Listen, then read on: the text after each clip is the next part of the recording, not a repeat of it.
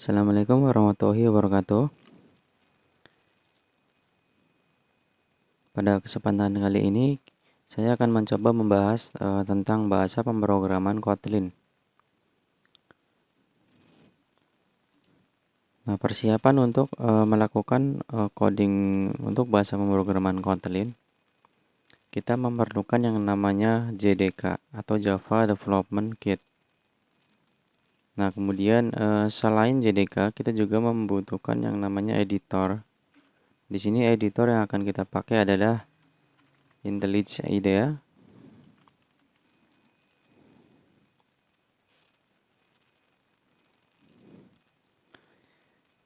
Nah, untuk JDK sendiri di sini saya menggunakan JDK yang dari Bellsoft ya. Jadi kita bisa langsung download dari website resminya itu bell-sw.com. Nah, ketika kita sudah masuk ke dalam websitenya, kita langsung pilih saja download Liberica JDK.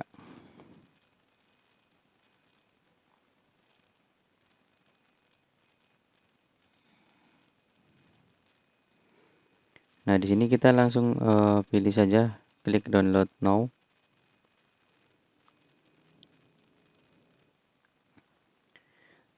Nah, setelah itu di sini nanti akan muncul beberapa versi yang ada di dalam JDK. Nah, di sini ada all version untuk melihat semua versinya. Ada JDK 8 LTS, ada JDK 11 dan JDK 16 yang terbaru sekarang. Nah, yang akan kita gunakan pada tutorial kali ini yaitu JDK yang versi 12. Kalau kalian ingin mendownload JDK yang LTS atau yang masih support sampai 5 tahun, yaitu kalian pilih saja JDK yang 11 ini. Nah, untuk pilihan sistem operasinya di sini lumayan banyak ya. Ada Windows, macOS, Linux, ada Alpine Linux, ada Solaris, ini banyak. Kalian nanti tinggal pilih saja sesuai dengan sistem operasinya. Ya, misalkan punya kalian Windows, kalian tinggal klik Windows. Nah, ini ada download untuk file MSI atau yang zip. Kalian nanti tinggal pilih saja. Untuk macOS juga bisa pakai DMG atau PKG. Biasanya pakai yang DMG. Nah, untuk yang Linux ini tergantung nanti kalian Linuxnya apa, tinggal pilih. Nah, kemudian setelah kalian selesai mendownload JDK ini, kalian install seperti biasa. Nah, kelebihan kenapa saya menggunakan Liberica JDK ini adalah ketika kita selesai menginstal aplikasi JDK tersebut, kita tidak perlu men-setting path pada Windows ya, karena saya pakai Windows. Jadi pathnya akan secara otomatis dibuatkan. Jadi kita tidak perlu repot-repot setting path ketika selesai instalasi JDK-nya. Nah, kemudian berikutnya setelah JDK yaitu kita harus install IntelliJ IDEA. Nah, ini digunakan untuk tools ya. Jadi alat bantu yang digunakan untuk membuat bahasa pemrogramannya nanti. Untuk codingnya nanti kita pakai ini. Nah, untuk downloadnya ini kita tinggal klik langsung download di sini ya. Nah, di sini akan disediakan dua versi, yaitu versi Ultimate sama Community. Ini untuk sistem operasi Windows. Nah, saya sendiri menggunakan versi yang Community atau versi yang free-nya. Kenapa saya pakai free-nya? Ya karena gratis. Kedua, di sini kita akan pakai Kotlin ya. Nah, di versi yang Community Edition ini Kotlin sudah disupport. Nah, jadi ini sudah ada. Java juga bisa, Groovy atau Scala, Android pun bisa di sini. Yang tidak bisa di versi community ini ada, nah ini Spring, ini nggak bisa ya. Spring, Java EE atau untuk Java Web ya ini nggak bisa. HTTP client juga nggak bisa di yang versi community. Kubernetes juga nggak bisa. Jadi terbatas ya. Nah, proses untuk downloadnya kalian tinggal klik download di sini, nanti otomatis dia akan terdownload. Nah, setelah selesai, kalian tinggal install sendiri.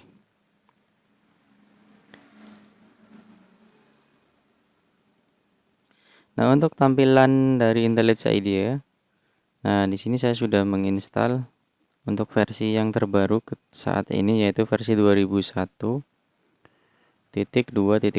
ini ada. Coba kita buka dulu.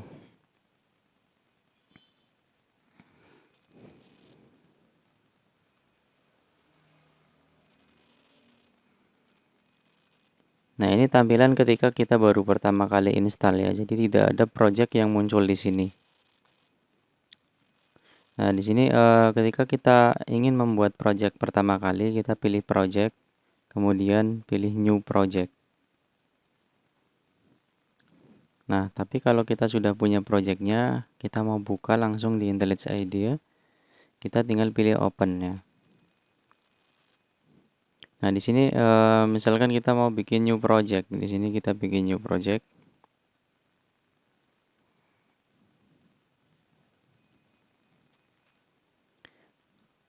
Nah, di sini pilihannya banyak ya, ada Java, Maven, Gradle, Android, IntelliJ Platform Plugin, ada Java FX, Groovy. Nah, di sini kita nanti menggunakan Kotlin yang ini. Kita pilih saja yang Kotlin. Nah, kemudian kita masukkan name-nya. Ini nama projectnya ya, jadi bebas kalau untuk nama project. Misalkan di sini kita akan bikin project fundamental Kotlin. Nah, di sini kita sambung fundamental Kotlin.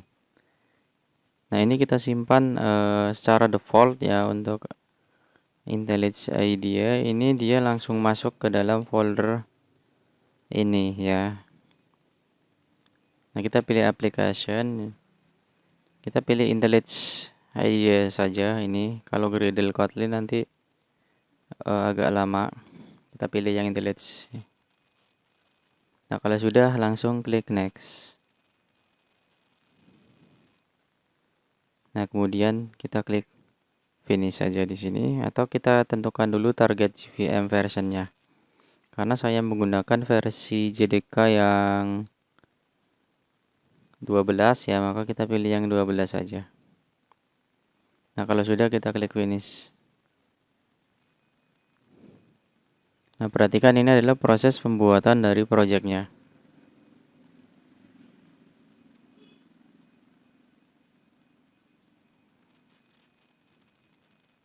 Nah, proses pembuatan ini cukup lama ya ketika kita baru pertama kali membuat project di dalam IntelliJ IDEA. Karena ada beberapa dependencies atau library yang belum tersedia di dalam IntelliJ IDEA. Nah, ini dia proses mendownload Maven dependencies ya. Nah, untuk proses ini memerlukan koneksi internet ya. Jadi seenggaknya kita punya koneksi internet. Nah, cuman ini prosesnya nggak terlalu lama juga sebenarnya, jika dibandingkan dengan kita menggunakan Gradle.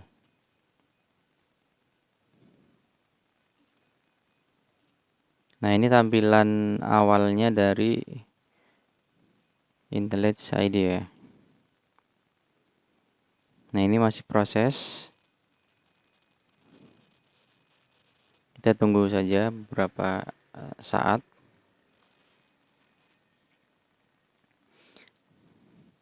Nah, sambil menunggu di sini saya akan menjelaskan menu-menu yang biasa digunakan atau dipakai di dalam IDEA ini. Nah, ini sama tampilannya mirip seperti Android Studio kalau kalian pernah belajar membuat aplikasi Android ya, karena perusahaan yang membuat IntelliJ IDEA ini juga sama dengan yang membuat Android Studio ya. Jadi awalnya itu yang buat adalah JetBrains. Nah, untuk menunya ini di sini ada menu file, di dalamnya ada sub menu. Nah, ini ada project. Kalau kita ingin membuat project baru, kita pilih ini, file new project. Untuk membuka project ini ada open project. Atau ada open recent, yaitu project yang sebelumnya pernah kita buka. Kemudian ada close project untuk menutup project. Ini sama ya, mirip persis seperti yang ada di Android Studio. Nah, ini ada setting. Setting ini adalah setting untuk IntelliJ IDE. Jadi ada setting font, ada setting ukuran huruf juga, di sini juga ada tuh. Tema juga ada di sini. Macam-macam ya, di sini banyak sekali.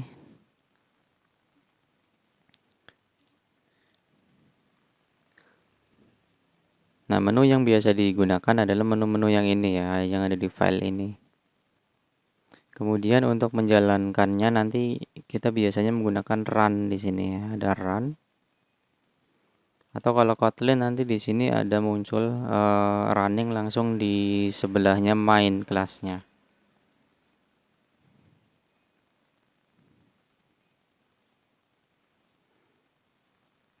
Nah, ini sudah selesai prosesnya ya. Kita coba buat di sini. Nah, jadi untuk kode programnya kita masukkan di dalam package src main Kotlin. Nah, di sini kita akan menambahkan kelas baru.